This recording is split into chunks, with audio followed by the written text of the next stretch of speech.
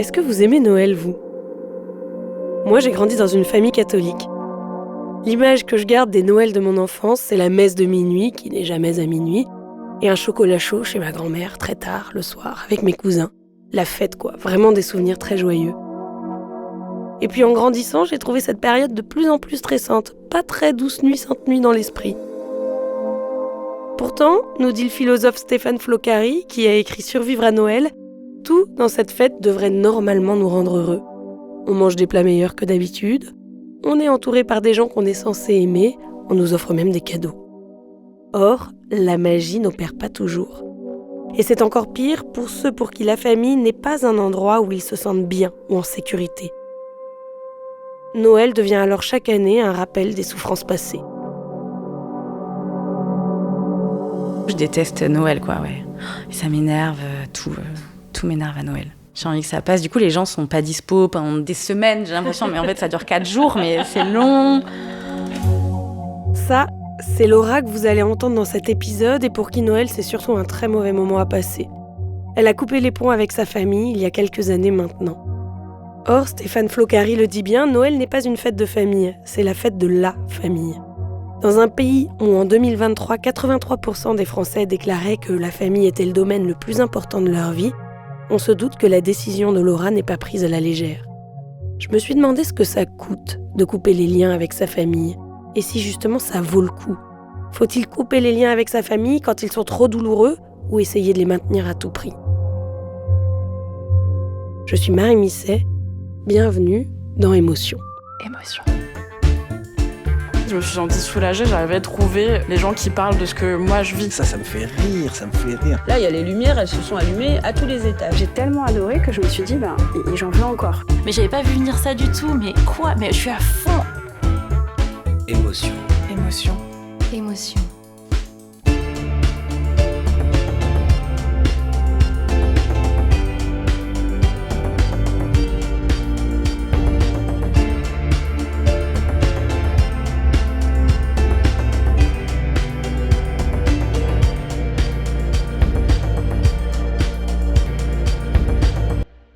Quand j'ai commencé à parler de ce sujet autour de moi, j'ai réalisé que tout le monde ou presque avait quelque chose à raconter. Mon ami Yorgos, qui ne parle plus à son père depuis 4 mois et qui attend des excuses. Camille, dont les relations avec son père sont faites de longs mois de silence. Émilie, qui est très en colère contre son frère parce qu'il a coupé les ponts et que elle écope et doit gérer ses parents seuls. Dans ces discussions, il y a souvent des voix qui s'emportent ou qui tremblent.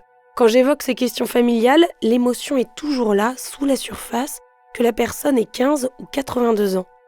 Ceux qui coupent les ponts sont parfois traités d'égoïstes par leurs parents, leurs frères, leurs sœurs, leur famille plus élargie. Et ceux qui n'y arrivent pas ne savent pas exactement ce qui les retient. Dans le cas de Laura et Bruno, que j'ai rencontrés pour cet épisode, il n'y a pas eu un jour où les liens existaient et puis le lendemain plus rien. Et l'idée que l'absence de lien constitue un manque d'effort de leur part me paraît un peu absurde. Laura est photographe. Elle vient d'emménager pour la toute première fois dans un appartement seul. C'est là que je la rejoins. J'avais pas imaginé vieillir sans famille. C'était pas du tout une projection. Et c'est vrai que ça, je l'avais pas prévu du tout, quoi. Il y a vraiment quelque chose qui est arrivé un peu malgré moi. Depuis 7 ans, elle n'a pas revu ni ses 2 parents, ni sa sœur.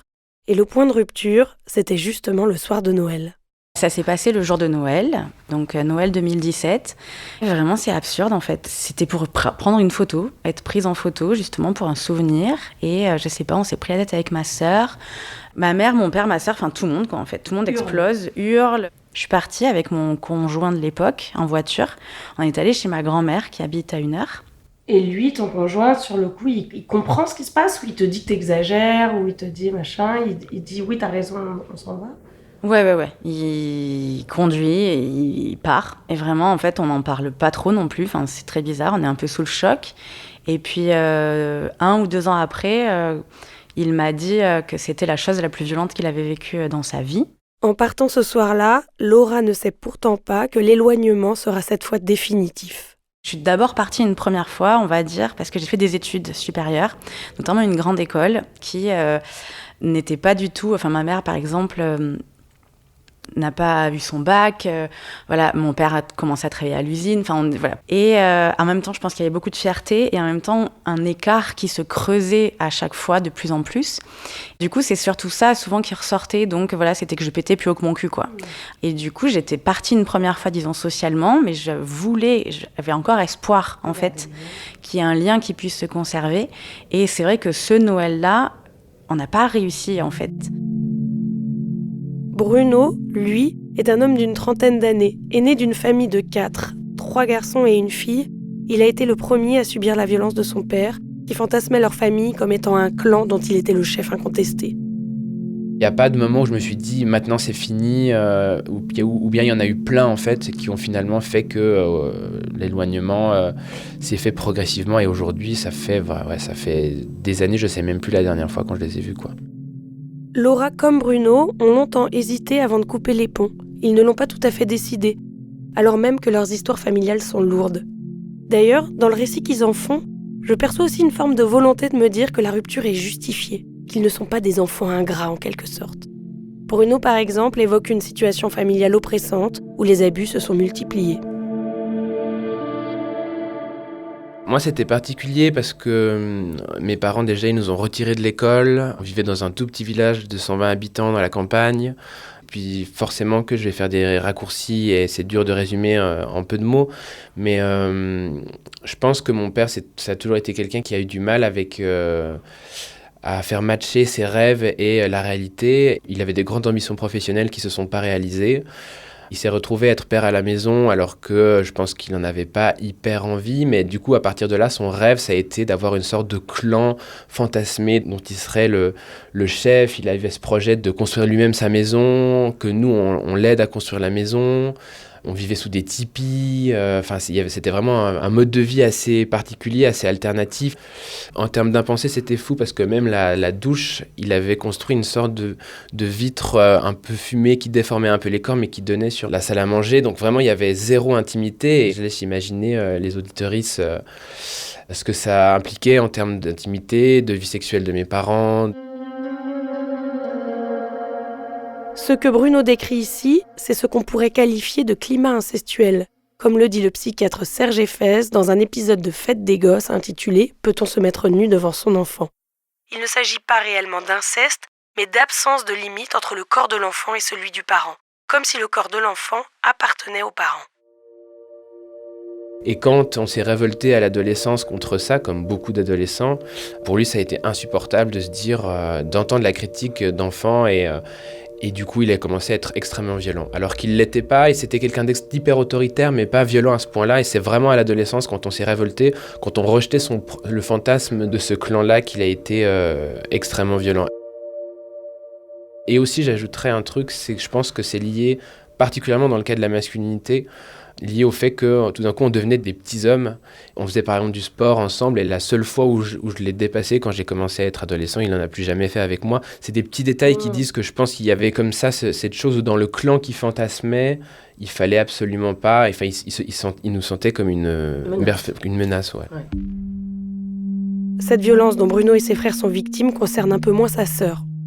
En tout cas, me dit Bruno, pas sous cette forme-là. Aujourd'hui, les 3 frères ont tous rompu les liens avec leur père. La violence, c'est aussi le germe de la séparation entre Laura et sa famille. Plus sourde peut-être, mais toujours prête à éclater. Ses souvenirs à elle sont celles d'une enfant qui a peur tout le temps. Et l'image qu'elle a de son enfance est surtout triste. C'est celle d'une maison très froide, très bleue, très ordonnée, où il y avait peu de joie. Et en fait, beaucoup de tristesse, de crainte, de terreur. Et cette terreur, elle était insidieuse, elle était assez quotidienne. C'était quelque chose qui était dans l'éducation, mais c'était pas visible, je pense, très fortement, à part lorsqu'il y avait du coup de grands coups d'éclat, qui étaient surtout de la colère, qui venait, je pense, d'un mal-être profond de la part notamment de ma mère. J'ai vraiment grandi en ayant peur et en craignant vraiment la colère du coup de ma mère. Les coups, les humiliations, les insultes, le contrôle des corps. J'ai été mise au régime très jeune, beaucoup d'interdictions. Et en même temps, C'est là où en fait j'ai l'impression que c'est extrêmement banal et c'est un foyer où il y avait où disons j'avais une sécurité matérielle.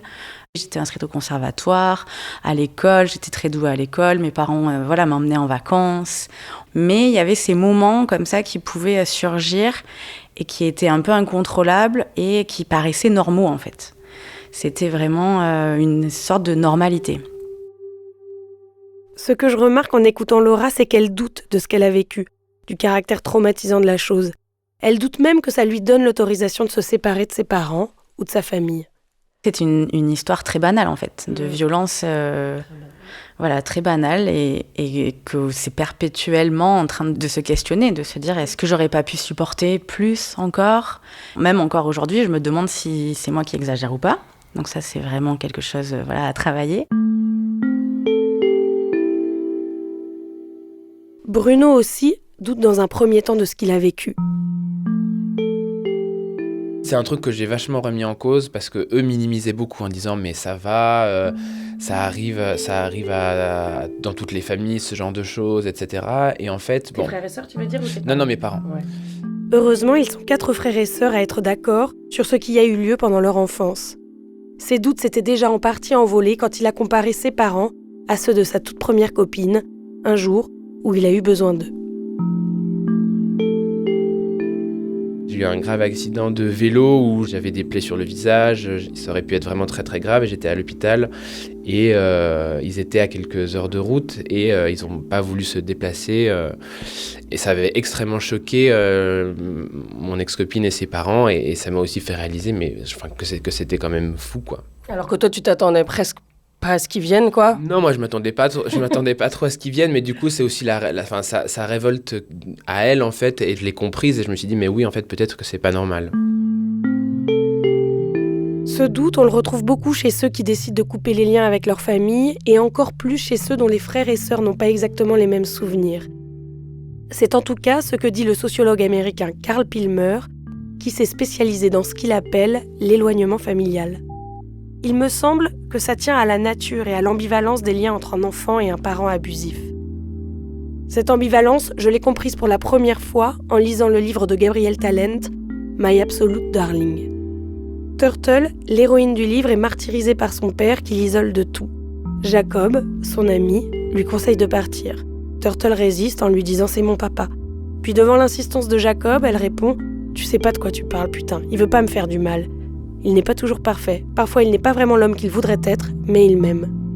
Ce doute, je crois qu'il tient aussi à ce que ça nous coûte de couper les liens avec nos familles, avec ce que ça entraîne comme conséquence. Même si la famille subit de nombreuses mutations, elle reste cette institution sociale qui remplit des besoins matériels et affectifs essentiels et joue un rôle majeur pour l'intégration des individus dans la société. Ce sont les mots des sociologues Marta Dominguez-Folgueras et Laurent Lénard dans un article Famille et changement social paru en 2018. Perdre sa famille, décider de la quitter, c'est en tout premier lieu des conséquences financières, comme me l'a dit Laura dans un texto qu'elle m'a envoyé le lendemain de notre entretien. Je pense à un truc dont on n'a pas parlé, le coût matériel de la rupture, l'argent et les biens que tu refuses en coupant. Même si je ne viens pas d'une famille très riche, ne serait-ce que les cadeaux, les objets qu'on te refile. Bruno, lui, il y a pensé directement quand je lui ai demandé ce que ça lui coûtait, cette rupture. Si jamais j'ai plus d'argent quoi. Ouais, enfin, je peux pas demander à mes parents, je peux même pas aller dormir chez eux. Mais l'argent, c'est la partie émergée de l'iceberg. Quand on renonce à sa famille, aussi difficile ou douloureuse soit-elle à vivre, on renonce à une forme de sécurité, matérielle donc, mais aussi affective, pour reprendre les mots des sociologues. Bruno nous le disait tout à l'heure. Il a été capable de couper les liens quand son socle d'amis et de relations lui a permis de se sentir assez aimé pour le faire. Mais il garde en tête la fragilité de sa situation. Je dirais pas du tout que j'étais confronté à la solitude. Par contre, on a peut-être plus conscience qu'on est au bord d'une falaise et que le précipice, il est pas très très loin. L'image de la falaise et du précipice est forte. Elle dit bien le vertige que c'est de renoncer à ce refuge ultime que représente la famille. Il y a toujours ce côté où la famille est l'endroit où tu reviendras, quoi qu'il arrive, si t'arrive un truc. Et du coup, c'est compliqué parce que moi, je l'ai pas. Et donc, il y a vraiment ce truc de où est-ce que j'irais s'il m'arrivait vraiment une tuile. Et ça, c'est très dur. Ça, c'est vraiment le sentiment de solitude et ça s'exprime par des angoisses de mort où, du coup, je me dis, si mon amour meurt, où je vais ? Qu'est-ce que je fais ? Et c'est là où souvent on pense à la famille. Mais moi, je pense des fois à l'église, du coup. C'est vrai. Ouais, je me dis, il y aura toujours les sœurs. Alors là, je l'avais pas vu venir l'église, mais c'est vrai qu'elle a aussi une grande tradition de refuge. Les conséquences concrètes, c'est ça, les doutes, la peur, la colère, habiter le monde sur un fil, avec le risque réel de pouvoir basculer plus rapidement dans la précarité et dans la solitude. D'ailleurs, quand j'ai commencé à travailler sur le sujet, j'étais surprise du nombre de dispositifs publics prévus pour prévenir ces ruptures, ou pour les réparer. Ça paraît en fait logique, car ça devient effectivement un enjeu de politique publique. Quand la famille n'est plus un filet de sécurité, c'est à l'État de s'en charger. C'est comme ça que j'ai découvert la Maison des Liens, dans le 19e arrondissement à Paris, créée par la fondation Olga Spitzer, qui s'intéresse depuis plus d'un siècle à la protection des mineurs. Elle fait partie des lieux recensés par les services publics pour faire face aux ruptures de liens. J'ai décidé d'aller voir ce qui s'y passait, d'aller comprendre aussi si, au vu des conséquences dont on vient de parler, la Maison des Liens faisait tout pour reconstruire le lien, ou pas. On y arrive après quelques secondes de pause.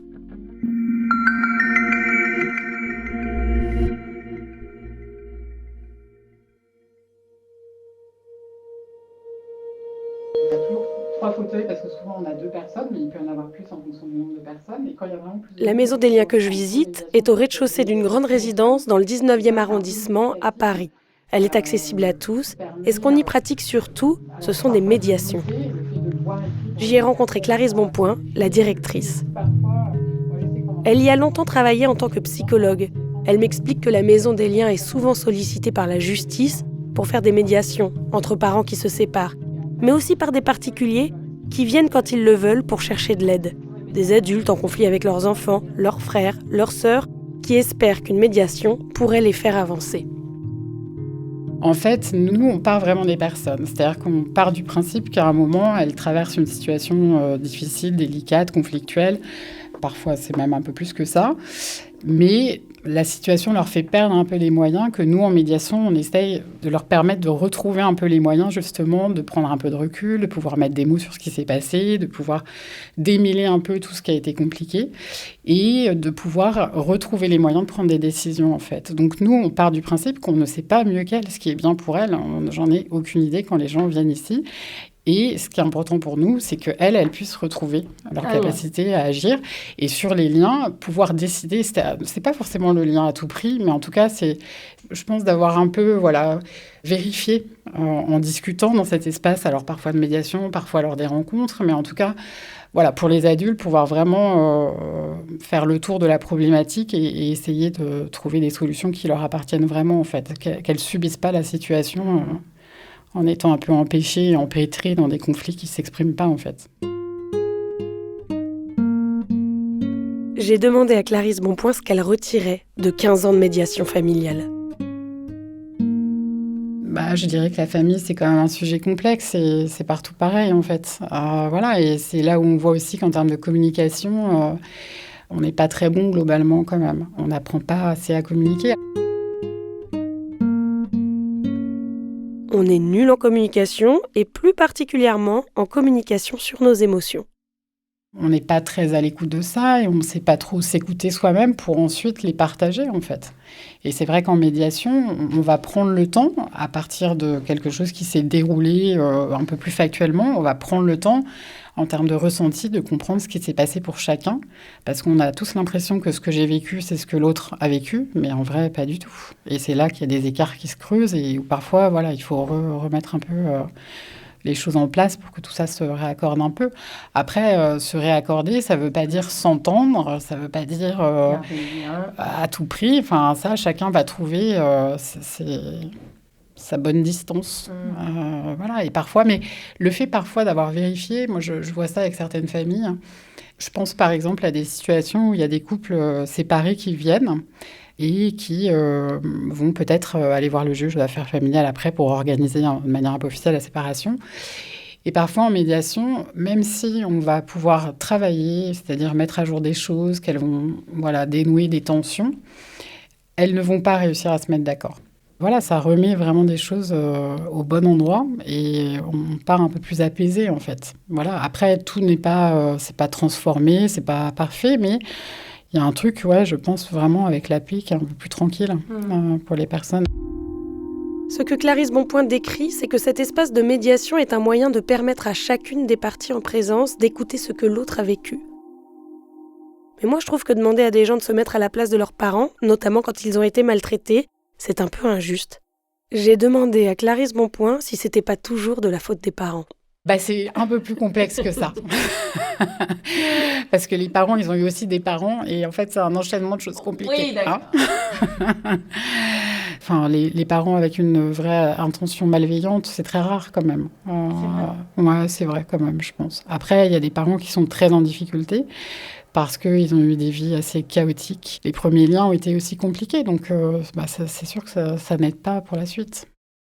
Pour Clarisse Bonpoint, la question de c'est qui a commencé n'a pas tellement d'importance dans la mission de médiation. Ce qui compte, c'est de faire avec ce qui existe à l'instant T et d'instaurer un dialogue pour que chacun puisse entendre l'histoire de l'autre. En tout cas, ce dont Clarisse Bonpoint est persuadée, c'est que les possibilités de réconciliation tiennent à des petits gestes, à des petits mouvements auxquels il faut être très attentif. Je me repense à une médiation que j'avais faite avec une jeune qui était partie jeune adulte, à peine, majeure, mais assez jeune encore. Ses parents étaient séparés, elle vivait avec sa mère et elle est partie sur un clash, elle est partie chez sa tante. Et sa tante a eu la bonne idée de lui parler de médiation familiale. Clarisse Bonpoint a reçu la jeune fille et ses deux parents séparément. Finalement, le conflit se cristallisait plus sur sa relation avec son père. C'est avec lui qu'a eu lieu la médiation. C'est-à-dire que son père a voulu reparler de l'histoire de la séparation de lui avec la mère de sa fille, parce qu'il avait bien compris qu'il y avait des choses très compliquées qui s'étaient jouées, et puis il y a eu des moments très conflictuels entre eux, voilà. Et en fait, cette jeune fille, elle a été très émue pendant toute la séance. Elle a vraiment les larmes, c'était très touchant. Elle était très touchée de tout ce que son père disait, mais elle n'a pas voulu parler. C'est-à-dire que vraiment, elle a juste entendu, c'est ce qu'elle pouvait faire à ce moment-là. Je ne sais pas la fin de cette histoire, puisqu'il n'y a eu qu'un seul rendez-vous, et ça fait partie parfois de la frustration des médiateurs, on ne sait pas la suite. Quand elle est partie, les quelques mots qu'elle a eus en partant, je pense que c'est ce qu'elle était venue chercher sans le savoir au départ, puisque c'était l'argent le sujet qui l'amenait là, mais que bien évidemment derrière se cachaient beaucoup de choses et que même si tout n'a pas été dit pendant ce rendez-vous, il y a quand même des choses où ça a remis des choses à sa place, elle aussi dans sa responsabilité qu'elle se sentait peut-être avoir à des moments dans la séparation de ses parents et où son père a pu se rendre compte à ce moment-là que, pris par leur propre séparation, et c'est ce que je disais un peu tout à l'heure sur les parents qui parfois n'ont pas une mauvaise intention, mais ils étaient perdus dans leur propre souffrance et ils n'ont pas vu que cette jeune fille, elle souffrait aussi à des moments en fait.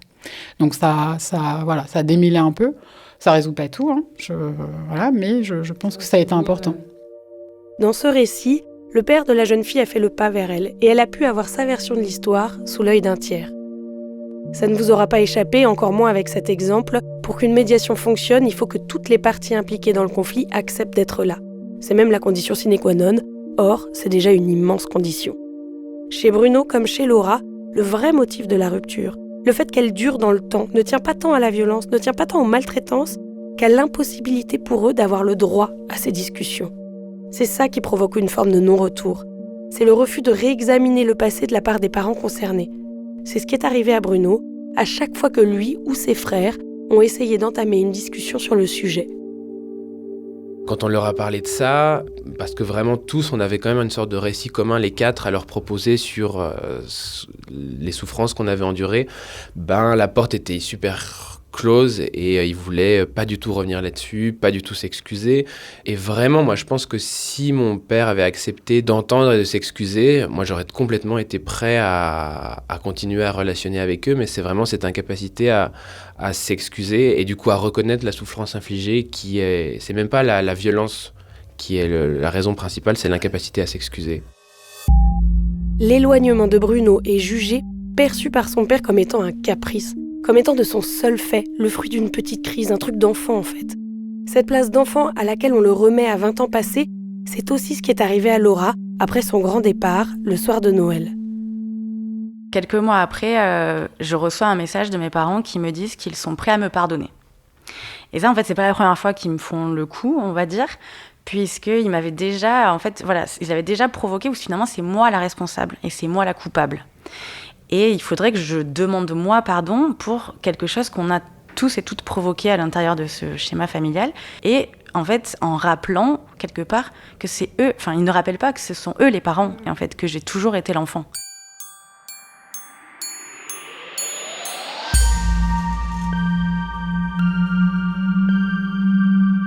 Bruno, comme ses frères et sœurs, a écrit des lettres à ses parents pour leur faire comprendre ce qu'il avait vécu. Laura a essayé elle aussi, par texto. Les réactions de leurs parents sont assez similaires. Tu fais un caprice, nous sommes prêts à te pardonner. Tu es le seul ou la seule responsable de cet éloignement. Cette absence de remise en question, ce rejet de quelque chose qui relèverait à minima d'une co-responsabilité, j'ai demandé au psychologue Adrien Chignard, qui a beaucoup travaillé sur les conflits et leur résolution, ce qu'il en pensait. Être parent, c'est être responsable. D'ailleurs, c'est comme ça dans la loi. On est responsable de nos enfants. Si vos enfants commettent des actes délictueux, c'est pas eux directement qui seront incriminés, c'est vous qui allez devoir en assumer la responsabilité. Mais la responsabilité, c'est quoi dans le dictionnaire ? Une personne responsable est une personne qui est capable d'identifier, de reconnaître les erreurs qui sont les siennes. Et donc cette logique d'un partage de responsabilité dans les situations conflictuelles. Alors pour être très clair, quand un parent dit à son enfant « Est-ce que tu as fini ton caprice ?», c'est une façon quelque part de ne pas assumer son rôle parental et sa responsabilité parentale. Parce que le refus d'assumer, c'est toujours un déni de responsabilité parentale et ça crée des situations qui sont des relations qui vont se tendre encore plus et qui vont soit déliter, soit briser le lien qui nous unit à nos enfants. Quand un parent refuse de se comporter comme un parent, alors bien sûr, la famille est en péril. Par ailleurs, le fait qu'on ne puisse pas réparer une relation tout seul, ça vaut pour tous les conflits interpersonnels. Mais si la personne qui est en face de vous, elle refuse de nourrir la relation, c'est compliqué. C'est ce qu'on appelle un déficit d'empathie cognitive. Il y a plusieurs composantes dans l'empathie émotionnelle, l'empathie comportementale et l'empathie cognitive. L'empathie cognitive, c'est la faculté à se représenter les états mentaux d'autrui. La mauvaise nouvelle, c'est que passé un certain âge, ça ne se développe plus. C'est ce qui permet de se représenter les états mentaux d'autrui. C'est ce qui permet de ne pas considérer que si nous on pense comme ça, tous les autres pensent pareil. Qu'il y a de l'altérité, qu'il y a de la singularité et qu'en fait tout le monde ne vit pas les choses de la même manière parce qu'on n'a pas la même trajectoire de vie ni les mêmes possibilités de réaction et de savoir se dire certes moi je pense comme ça mais je t'autorise le droit de penser autrement et au-delà de te l'autoriser je peux me décentrer, je peux faire 2 pas de côté et essayer de me représenter ta façon de percevoir les choses et comme je vois que ce que je te dis te blesse, eh bien je privilégie la relation, c'est-à-dire le fait de ne pas te blesser, au fait d'avoir raison. Et ce que me dit Adrien Chignard, que l'empathie cognitive à partir d'un certain âge ne se développe plus, ça limite sûrement les possibilités d'avoir un dialogue constructif sur le passé avec des parents vieillissants. Laura reconnaît que ses parents ont sans doute fait le mieux qu'ils pouvaient. Elle a même eu accès quelques années après la rupture à des éléments de compréhension qui lui permettent d'avoir un point de vue différent sur sa mère. En fait, ce qui s'est passé, c'est donc 3 ans après, en 2021, j'avais coupé les liens avec mes parents et ma sœur, ma grande sœur, et j'ai reçu des messages de ma sœur. Elle me disait que ma mère avait du coup fait des révélations auprès de ses parents de violences et d'abus sexuels qu'elle aurait subis durant son enfance. Et en fait, à partir de là, il y a eu donc à la fois une sorte de libération, de compréhension, mais pas d'excuses. Je peux comprendre les raisons, mais ça n'excuse pas après ce qui a été la violence qui a été ensuite donnée. Mais même s'il n'y a pas de pardon, pour Laura, pouvoir comprendre un peu mieux sa mère, ça a été un vrai soulagement. Ça lui a permis d'avancer et ça a même eu une répercussion physique dans son corps. Et à partir de ce moment-là, il s'est passé aussi quelque chose, c'est que j'ai arrêté de me ronger les ongles, alors que je me rongeais les ongles comme ma mère et comme ma sœur depuis toute petite. Et vraiment, ça devenait de l'auto-torture, quoi. C'était vraiment je me mangeais les peaux, jusqu'au sang et tout. Mais si cette capacité d'empathie cognitive n'a pas lieu des 2 côtés, alors réparer la relation est impossible. Et d'après Adrien Chignard, ce n'est peut-être pas souhaitable. Il faut qu'on en finisse collectivement avec l'illusion des conflits qui se soldent nécessairement par des situations pacifiées et mutuellement agréables. Alors dans ce cas, on peut choisir de rompre les liens. Par ailleurs, nous dit Adrien, on ne peut pas vraiment non plus compter sur le temps pour réparer les blessures. C'est bien souvent une stratégie que les êtres humains utilisent, mais qui relève là encore de la pensée magique. C'est de penser que le temps seul suffit à panser les plaies. En fait, ça n'est pas le cas. C'est-à-dire que, imaginons, on va prendre une image, t'es gamin, tu fais du vélo, tu tombes et tu t'écorches le genou, tu te fais rentrer du gravier dans le genou. Alors effectivement, on peut ne rien faire et considérer que ça va cicatriser tout seul, mais tu vas te retrouver dans le genou avec des morceaux de cailloux. Ou alors on peut considérer qu'on va mettre un désinfectant pour nettoyer la plaie et que le temps permettra la cicatrisation. Dans les deux cas, on a cicatrisé. Mais dans le second cas, la cicatrice est propre. Dans le premier, la cicatrice est encore pleine de corps étrangers. Et c'est un petit peu comme ça aussi d'un point de vue émotionnel que ça se passe, c'est que le temps seul ne suffit pas à panser nos plaies, il y a toujours un primat de l'action. Le temps est efficace, si et seulement si, à l'origine, il y a eu une action qui a permis de restaurer un peu de sérénité. Mais alors, qu'est-ce qu'on fait de ces conflits insolvables pour ne pas qu'ils nous empoisonnent ? Pour que la rupture ne soit pas une plaie qui fait mal à chaque fois qu'on se cogne. On ne peut pas oublier notre passé. C'est impossible. En revanche, on peut l'ensevelir sous un tas de nouvelles expériences positives et agréables. Et c'est pour ça que le secret de l'action, c'est de s'y mettre, disait le philosophe Alain. L'idée, c'est de se dire, qu'est-ce que je mets en place à partir d'aujourd'hui dans ma vie pour sortir, pour vivre, pour avoir des nouvelles relations dans lesquelles je m'éclate, pour retomber amoureuse, pour me faire des amis. Comment je vais renourrir ma vie sociale, puisque la conflictualité, dès lors qu'elle n'est pas intrapsychique, elle est dans la vie sociale. Comment je retisse une vie sociale dense, agréable, chaleureuse, qui fait que quand tu as plein de potes, que tu t'amuses, que tu es invité à sortir tous les week-ends, tu sais bien et tu n'as pas oublié qu'un jour tu as été en conflit avec quelqu'un, mais ça n'a plus trop de valeur. C'est-à-dire que tu lui as donné le statut d'un souvenir désagréable dans le passé, mais ça on en a tous et le cerveau humain sait très bien les gérer. C'est ce que se sont employés à faire Bruno et Laura depuis quelques années. Ils s'investissent avec joie dans leurs passions respectives, le cinéma et la photo, et ils cultivent d'autres liens sociaux importants pour eux. Il y a d'ailleurs ces dernières années toute une littérature sur ce sujet qui parle de l'amitié comme un lien politique pour faire société autrement. On peut citer Nos puissantes amitiés d'Alice Rebaud ou encore Une aspiration au dehors de Geoffroy de la Gannerie. Quand j'en parle à Laura, elle me répond qu'elle trouve ça formidable, cette idée de donner une place beaucoup plus grande à l'amitié, mais pas très durable. Je trouve que c'est pas très accessible en fait. Même, tu vois, tout le côté revalorisation de l'amitié et tout, moi j'adore. En fait, jusqu'à 30 ans, j'ai l'impression que c'était ça. J'avais vraiment des relations amicales qui étaient vraiment le lien le plus important pour moi, le socle. Et en fait, après, j'ai l'impression que la famille prend beaucoup de place. Le couple qui va faire famille, en fait. Ouais. Et c'est ça qui devient le plus important. Et ça a été assez triste à un moment donné de me rendre compte de ça, parce que voilà, les gens autour de moi sont assez normés, on va dire, mais bon, il n'y a aucun critique derrière ça. C'est plutôt de me dire, oui, tu déménages avec ton mec pour faire un enfant. Du coup, voilà, de se sentir... Donc moi, j'investis beaucoup le travail. Quand on se rappelle que pour 83% des Français, la famille reste la chose la plus importante, on comprend pourquoi ces idées ne sont pas forcément accessibles, même s'il reste 17% de gens avec qui on peut potentiellement passer Noël. Et d'ailleurs, je trouve ça intéressant qu'on continue à se servir du référent famille quand on parle de ces autres liens.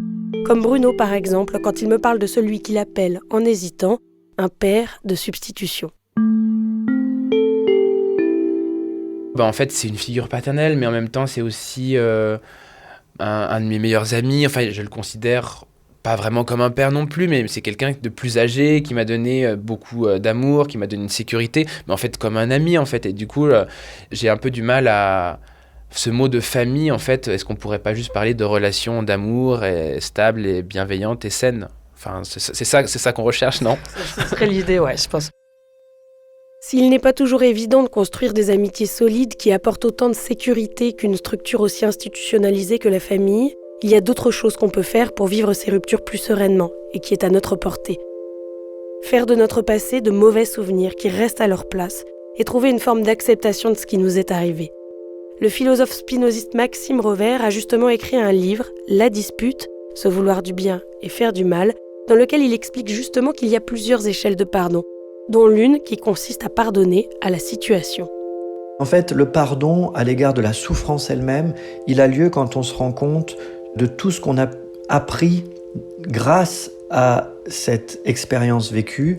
Et même si ça ne rend pas la souffrance plus désirable, en tout cas, ça incite à l'accepter comme une certaine étape dans sa vie. Et c'est ça l'enjeu de ce pardon-là. Quand la rupture est consommée, ou en tout cas qu'on n'en voit pas la fin, accepter la situation, c'est tout l'enjeu.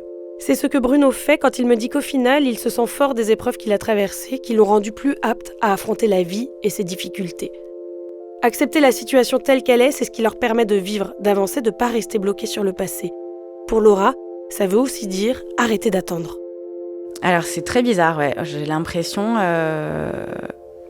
qu'il faut perdre espoir. Et ça, c'est dans ma thérapie, du coup, que j'ai entendu cette phrase. Et c'est vrai qu'au début, c'était assez bizarre, parce qu'on dit plutôt il faut toujours garder espoir, l'espoir fait vivre et tout. Et en fait, de le prendre à l'inverse, de perdre espoir, permet aussi de perdre l'attente qu'on a de changement des autres. Et du coup, c'est plutôt d'essayer de modifier ce qu'on peut modifier, donc le rapport qu'on a soi-même, mais de perdre cet espoir qu'il change, en fait, et que je puisse un jour trouver les parents. Ça, je peux plus l'attendre, en fait. Donc, je pense que c'est ça. De là à me dire que moi, je suis capable, du coup, de changer mon rapport à eux et de les accepter tels qu'ils sont, aujourd'hui, je peux pas dire. J'en suis pas capable, en tout cas. Et j'en ai pas envie, en fait. Aujourd'hui, dit Laura. Elle ne parle pas de demain ni du futur de la relation. Parce qu'après tout, la porte reste ouverte. Bruno non plus n'est pas définitif. Si mon père, je pense qu'en fait aujourd'hui s'excuser pour lui c'est devenu tellement énorme et ça implique une telle remise en question que ça n'y arrivera pas. Mais si ça arrivait, je serais tout à fait prêt à entendre et à pardonner. Je ne sais pas si ça aurait un sens à ce stade-là de ma vie, mais en tout cas à avoir une relation, essayer de reconstruire quelque chose. Bruno et Laura sont plus ou moins en paix avec cette rupture familiale, même si l'émotion, comme je l'ai dit au tout début de l'épisode, est toujours là. Bravo. Ça va, je vais pas pleurer du tout, je suis trop contente parce que je pleurais d'habitude. Bravo, ouais, j'ai senti qu'on n'était pas loin à un moment. Surtout, ce qui me marque, c'est qu'ils ont tous les deux accepté la situation actuelle sans pour autant être définitifs. Couper les liens, ça peut être vital. Il peut ne pas y avoir d'autres solutions. Mais ça veut pas dire que c'est irrémédiable, que c'est pour toujours. Et ça, je crois que ça peut ôter une partie du poids de cette décision. Le passé ne conditionne plus le présent, et le présent n'engage pas le futur. En revanche, Bruno et Laura, ils n'aiment toujours pas Noël. Je souhaite beaucoup de douceur et un peu de courage à ceux pour qui cette période réveille des cicatrices plus ou moins douloureuses.